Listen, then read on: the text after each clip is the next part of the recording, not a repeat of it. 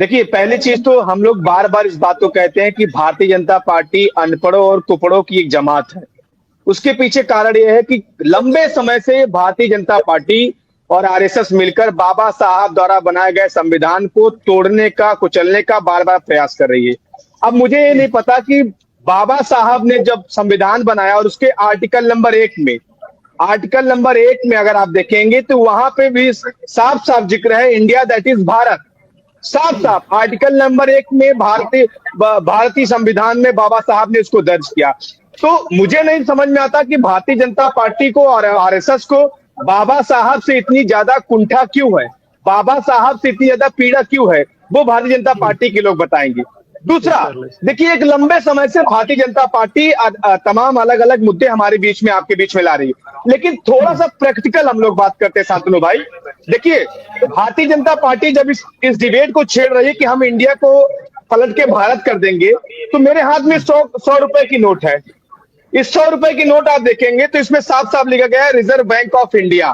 तो क्या भारतीय जनता पार्टी तीसरी नोटबंदी देश के अंदर लाने जा रही है? क्योंकि 10 रुपए से लेकर 2000 रुपए तक की सारी नोटों पर रिजर्व बैंक ऑफ इंडिया लिख के आता है, इसका मतलब ये भी बदला जाएगा। नंबर 2, मेरे हाथ में ये पैन कार्ड है। हिंदुस्तान के लगभग ज्यादातर 130 करोड़, मुझे लगता है 110 करोड़ के पास पैन कार्ड होगा जिसमें लिखा है गवर्नमेंट ऑफ इंडिया। ये आधार कार्ड है जिसमें लिखा है गवर्नमेंट ऑफ इंडिया। तो ये कहीं ना कहीं भारतीय जनता पार्टी जो अनर्गल मुद्दे हमारे बीच में, आपके बीच में ला देती है, क्योंकि इनको एक नफरत हो गई भारतीय जनता पार्टी को बाबा साहब से, क्योंकि एक इंडिया अलायंस हुआ और पूरी की पूरी भारतीय जनता पार्टी सोचिए किस तरीके से घबराई और बौखलाई हुई है। अभी अरविंद केजरीवाल जी ने आप लोगों को प्रेस कॉन्फ्रेंस के माध्यम से बताया कि कहीं गलती से कल अगर इंडिया अलायंस की बैठक हुई और उसमें इंडिया अलायंस का नाम बदल के भारत कर दिया गया तो भाजपा क्या करेंगे। तो ये इसीलिए कभी नोटबंदी करते हैं, कभी जीएसटी करते हैं, कभी कुछ करते हैं, कभी कुछ करते हैं। दरअसल इन्होंने 9 सालों में कोई एक काम नहीं किया।